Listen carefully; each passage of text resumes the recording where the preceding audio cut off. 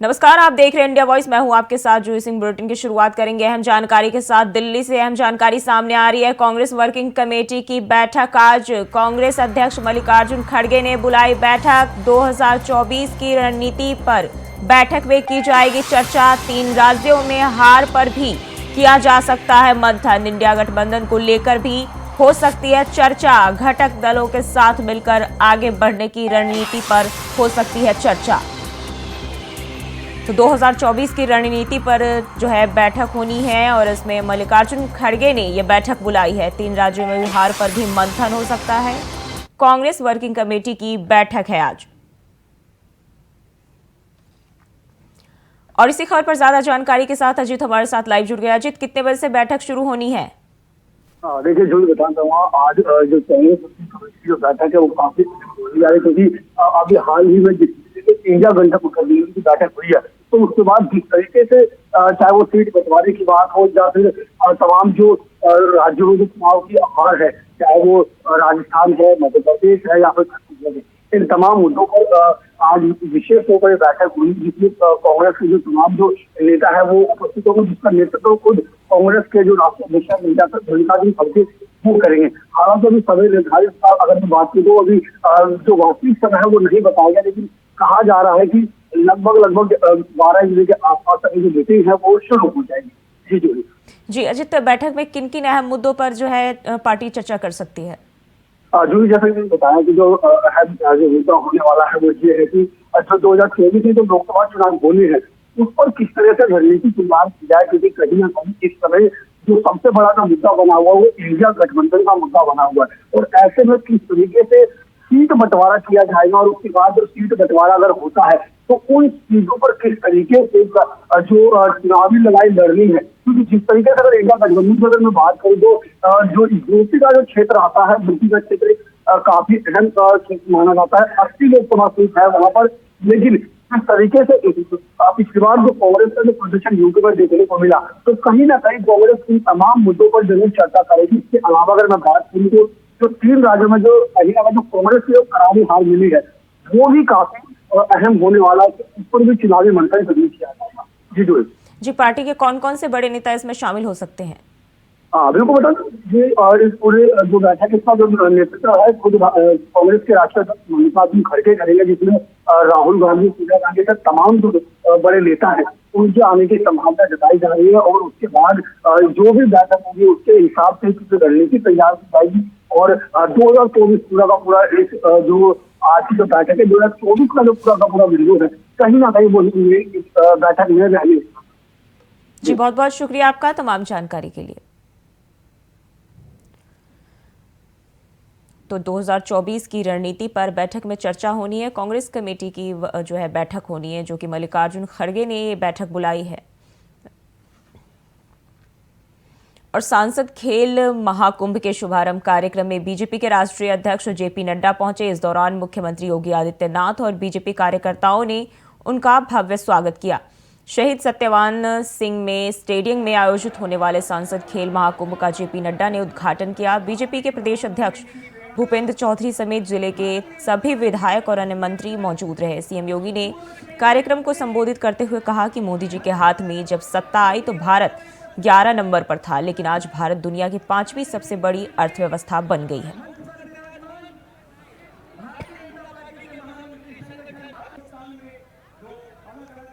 खेलो India कार्यक्रम 2016 में शुरू हुआ।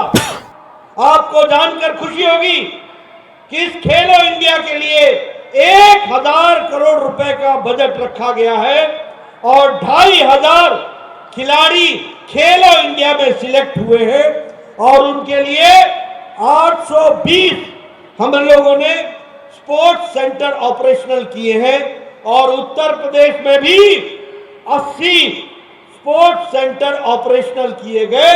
जो 80 स्पोर्ट्स सेंटर हैं वह खिलाड़ियों को प्रोत्साहन देने का काम कर रहे हैं। मैं यहां योगी आदित्यनाथ जी को बधाई देना चाहूंगा।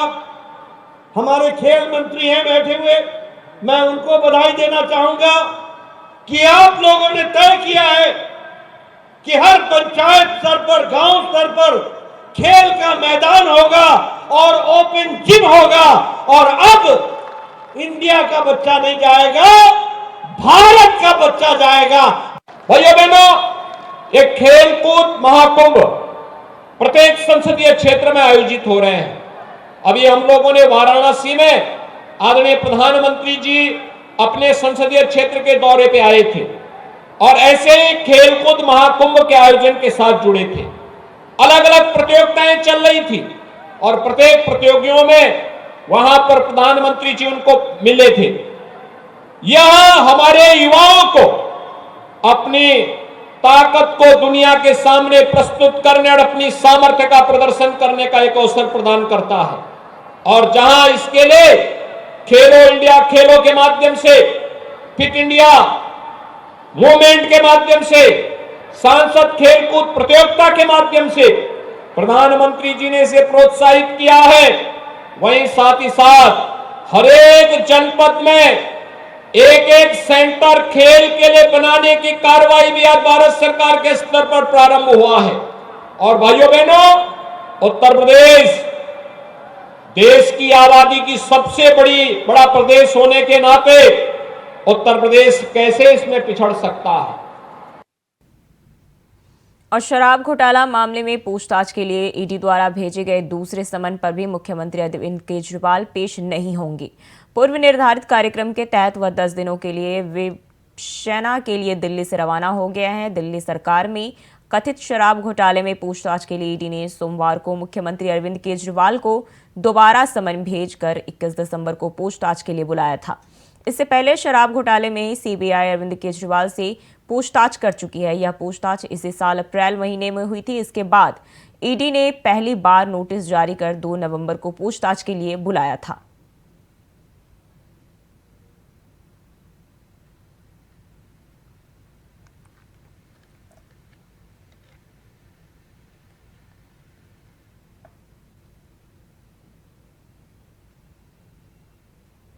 बढ़ते हैं आगे। मंगलवार को नई दिल्ली में इंडिया गठबंधन की बैठक में कांग्रेस अध्यक्ष मल्लिकार्जुन खड़गे और विपक्ष के नेता शामिल हुए। इस बैठक में उत्तर प्रदेश में सीट बंटवारे को लेकर बातचीत हुई। सूत्रों की माने तो प्रदेश में संगठन के पदाधिकारी ही सीट बंटवारे को लेकर फैसला लेंगे। ऐसे में कांग्रेस पार्टी जल्द ही सीट बंटवारे को लेकर अपना प्रतिनिधि तय करेगी। वहीं नेताओं का कहना है कि सपा और कांग्रेस में प्रदेश स्तर पर कोई गतिरोध पैदा होगा तो कांग्रेस शीर्ष नेतृत्व दखलंदाजी करेगा।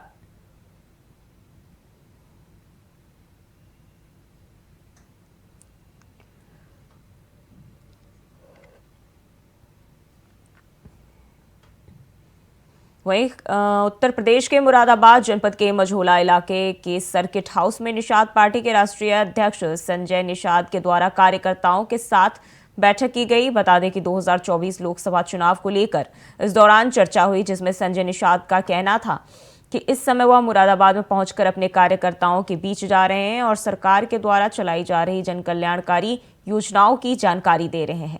और आगे उन्होंने कहा कि सदन के बाहर जिस तरीके से उपराष्ट्रपति का मजाक बनाया गया वो पूरी तरीके से गलत है। विपक्ष के पास इस पर कोई भी मुद्दा नहीं है।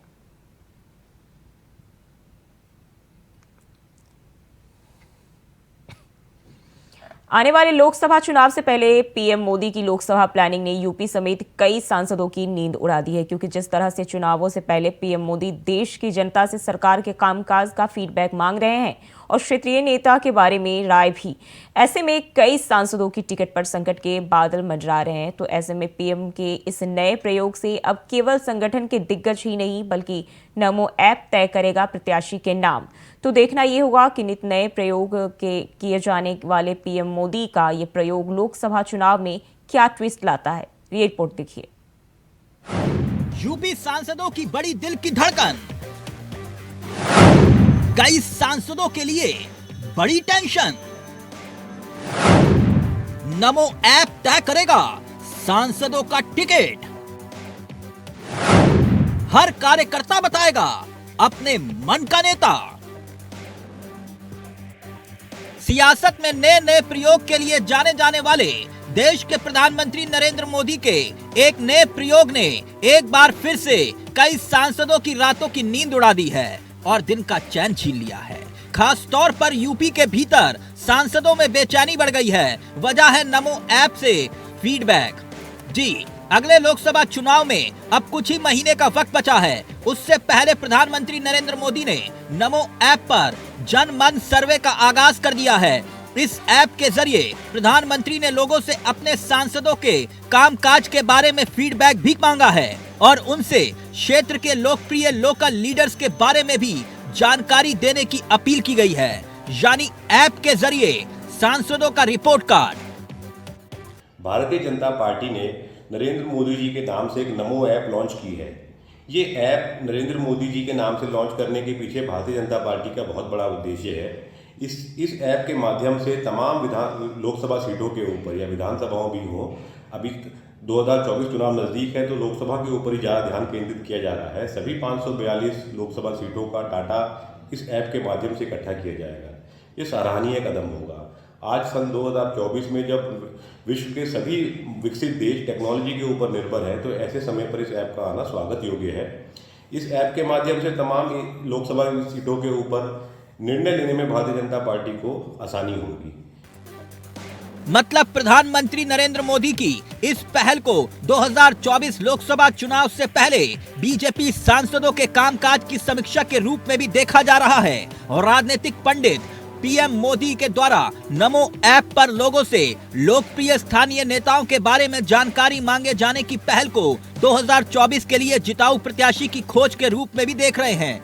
यानी जिताऊ कैंडिडेट पर ही दाव लगाने की बात हो रही है। इसका मतलब ये है कि किसी भी प्रत्याशी का टिकट पक्का या तय नहीं है। जो क्षेत्र की जनता की नजर में हीरो होगा वही क्षेत्र का प्रत्याशी होगा।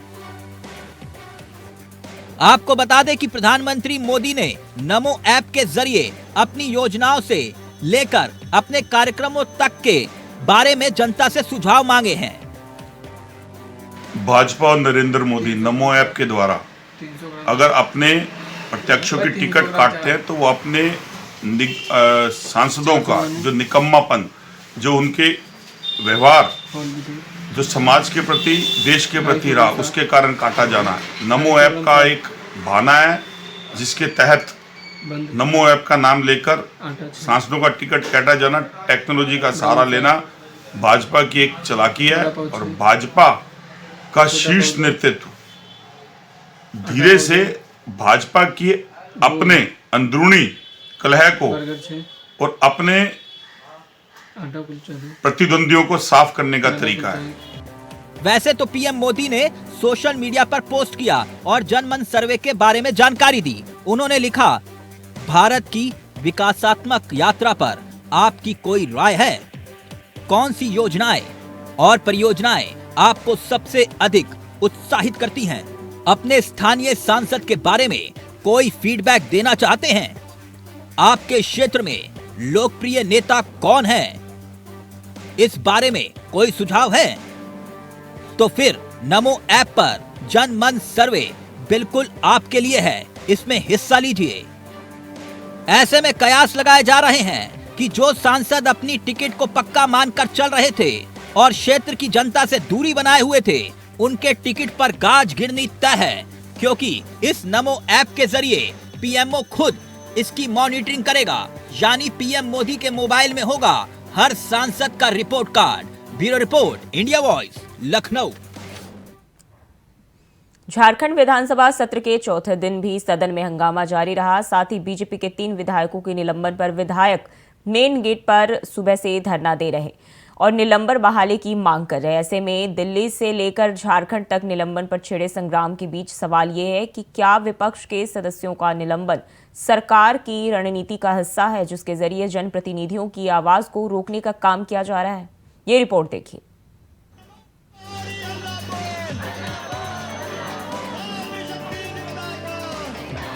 लोकसभा चुनाव से पहले उत्तराखंड में एक बार फिर मूल निवास का मुद्दा जोर पकड़ने लगा है। तमाम सामाजिक संगठनों ने 24 दिसंबर को दून में मूल निवास स्वाभिमान रैली को सफल बनाने के लिए कमर कस ली है। इस मुहिम में तमाम क्षेत्रों से जुड़े नामचीन लोग भी वीडियो संदेश वायरल कर रैली को सफल बनाने की अपील कर रहे हैं। उत्तराखंड के प्रसिद्ध लोक गायक नरेंद्र सिंह नेगी ने भी वीडियो संदेश जारी कर अपनी बात कही है। लोक गायक नरेंद्र सिंह नेगी के वीडियो संदेश को जनता वायरल करने के साथ साथ अपने सोशल मीडिया के स्टेटस में भी लगा रही है। लोक गायक नेगी के साथ कई दूसरे बड़े चेहरे भी सोशल मीडिया के जरिए मूल निवास स्वाभिमान रैली के समर्थन में प्रचार अभियान को रफ्तार दे रहे हैं। प्रदेश के इस अहम मुद्दे पर जन संगठनों की हुंकार से राज्य में राजनीतिक हलचल बढ़ गई है। राज्य के मूल निवास व्यवस्था समाप्त होने से हमारी पहचान का संकट पैदा हो गया है। आज बाहरी राज्यों के 40 लाख से अधिक लोग यहां आकर स्थायी निवासी बन चुके हैं, जिससे हमारे रोजगार, व्यवसाय तथा नई पीढ़ी का भविष्य प्रभावित हो रहा है। निवेदन है कि 24 दिसंबर को इस मूल निवास स्वाभिमान महारैली में अधिक से अधिक संख्या में आकर अपने हक हकूक व स्वाभिमान की लड़ाई को लक्ष्य तक पहुंचाएं। जन संगठनों की हुंकार के बीच सियासी दल भी मुद्दे की तपिश को महसूस कर रहे हैं।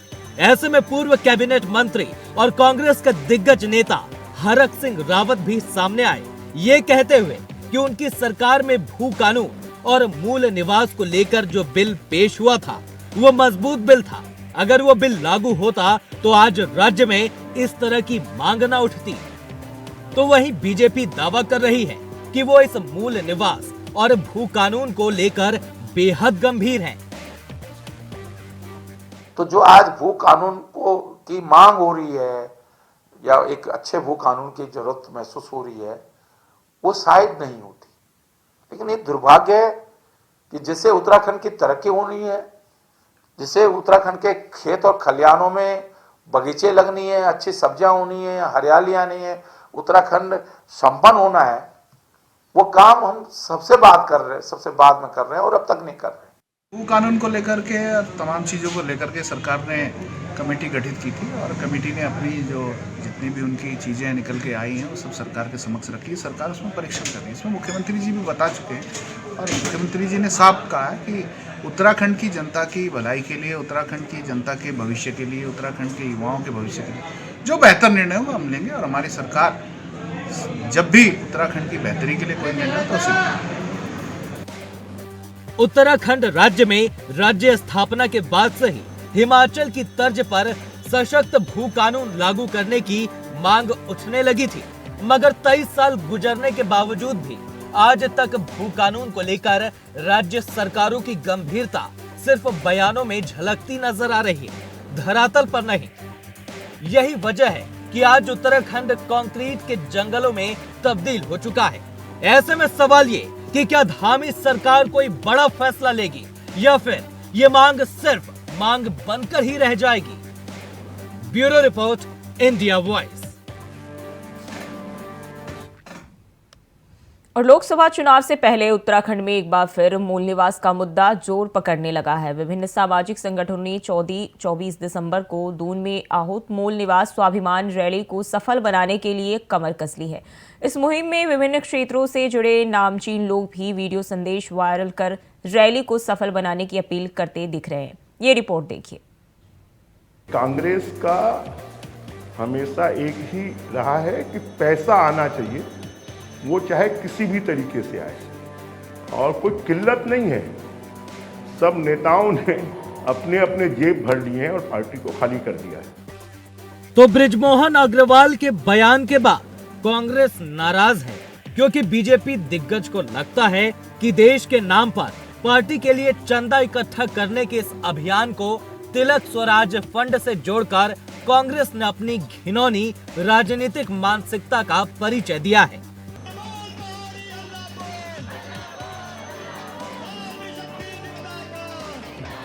लोकसभा चुनाव से पहले उत्तराखंड में एक बार फिर मूल निवास का मुद्दा जोर पकड़ने लगा है।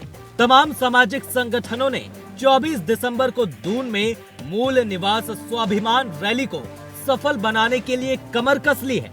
इस मुहिम में तमाम क्षेत्रों से जुड़े नामचीन लोग भी वीडियो संदेश वायरल कर रैली को सफल बनाने की अपील कर रहे हैं। उत्तराखंड के प्रसिद्ध लोक गायक नरेंद्र सिंह नेगी ने भी वीडियो संदेश जारी कर अपनी बात कही है। लोक गायक नरेंद्र सिंह नेगी के वीडियो संदेश को जनता वायरल करने के साथ साथ अपने सोशल मीडिया। कांग्रेस के डोनेट फॉर देश पर छत्तीसगढ़ में सियासत छिड़ गई है, जहां कांग्रेस के अभियान पर ब्रजमोहन अग्रवाल का बयान कांग्रेस को नागवार गुजरा। बता दें कि कांग्रेस के अभियान को लेकर ब्रजमोहन ने निशाना साधा है और कहा है कि अभियान को लोकमान्य तिलक के स्वराज अभियान से जोड़ कांग्रेस उन्हें अपमानित करने का काम कर रही है। साथ ही नेताओं के भ्रष्टाचार में डूबने के बाद अब जनता को लूटने की योजना बनाई गई है, जिस पर कांग्रेस ने कड़ी आपत्ति जताई है। ये रिपोर्ट देखिए। हमेशा एक ही रहा है कि पैसा आना चाहिए, वो चाहे किसी भी तरीके से आए, और कोई किल्लत नहीं है। सब नेताओं ने अपने अपने जेब भर लिए हैं और पार्टी को खाली कर दिया है। तो ब्रजमोहन अग्रवाल के बयान के बाद कांग्रेस नाराज है, क्योंकि बीजेपी दिग्गज को लगता है कि देश के नाम पर पार्टी के लिए चंदा इकट्ठा करने के इस अभियान को तिलक स्वराज फंड से जोड़कर कांग्रेस ने अपनी घिनौनी राजनीतिक मानसिकता का परिचय दिया है। इसलिए ब्रजमोहन अग्रवाल कह रहे हैं कि लोकमान्य तिलक और उनके स्वराज अभियान का अपमान करने का अधिकार कांग्रेसियों को कतई नहीं है। उन्होंने कहा कि कांग्रेस का हमेशा से यही लक्ष्य रहा है कि पैसा किसी स्थिति में आना चाहिए। ये कुछ और नहीं बल्कि कांग्रेस की लूट नीति का अभियान है। कांग्रेस का हमेशा एक ही रहा है कि पैसा आना चाहिए, वो चाहे किसी भी तरीके से आए, और कोई किल्लत नहीं है। सब नेताओं ने अपने अपने जेब भर लिए हैं और पार्टी को खाली कर दिया है, और इसलिए ये स्थिति पैदा हो रही है। कांग्रेस ने खाली सत्ता के लिए छत्तीसगढ़ में राज किया है, उन्होंने सेवा के लिए नहीं किया, और सत्ता के लिए राज किया है, और इसलिए लोग परेशान हैं, हलाकान हैं, और विधायक और पूर्व विधायकों को भी लग रहा है कि अब सरकार नहीं है तो हमारा जीवन कैसे चलेगा, और इसलिए वो कांग्रेस से भाग रहे हैं। सदस्यों का शपथ ग्रहण होना है, राज्यपाल जी का अभिभाषण होगा, उस पर चर्चा होगी, अनुपूरक बजट आएगा। तो मुझे लगता है इसमें कोई विशेष बात नहीं है। इसके बाद जब बजट सत्र होगा तब उसमें चर्चाएं होंगी। आपको बता दें कि कांग्रेस अध्यक्ष मल्लिकार्जुन खड़गे के डोनेट फॉर देश के नाम पर क्राउड फंडिंग कैंपेन लॉन्च किए जाने पर छत्तीसगढ़ में भी सियासत उफान मार रही है। वहीं ब्रजमोहन अग्रवाल के इस बयान को लेकर कांग्रेस ने अपनी नाराजगी का इजहार करने के साथ इस अभियान को लेकर अपना तर्क भी दिया। सुनिए क्या कुछ कहना है कांग्रेस के नेताओं का। देखिए, कांग्रेस पार्टी जनता के सहयोग से चलने वाली पार्टी है। आज़ादी के पहले भी 1920-21 में महात्मा गांधी जी ने तिलक फंड के नाम से उस समय क्राउड फंडिंग किया था आज़ादी की लड़ाई के लिए। उसी से प्रेरणा लेके कांग्रेस पार्टी ने भी पार्टी को चलाने के लिए, पार्टी को बेहतर ढंग से जनता की सेवा करने के लिए जनता से सहयोग लेने का निर्णय लिया है, जिसमें हमारी 138वीं साल चल रहा है। तो 138 रुपये हर बूथ से कम 10 मतदाताओं से हम जाके अनुरोध करेंगे कि कांग्रेस पार्टी का सहयोग करें। हमारे जो पदाधिकारी हैं वो 138 के गुणक में न्यूनतम 1380 रुपये का सहयोग पार्टी को करेंगे। खैर, छत्तीसगढ़ में सत्ता परिवर्तन हो चुका है, मगर बीजेपी हमेशा ही पूर्व की भूपेश सरकार पर छत्तीसगढ़ को कांग्रेस का एटीएम बताकर सियासी कटाक्ष करती आई है। इस बार भी नेता इस अभियान पर निशाना साध सियासी वार कर रहे हैं। Bureau report, India voice, Raipur. फिलहाल के लिए बुलेटिन में बस इतना ही। खबरों के लिए बने रहिए इंडिया वॉइस के साथ।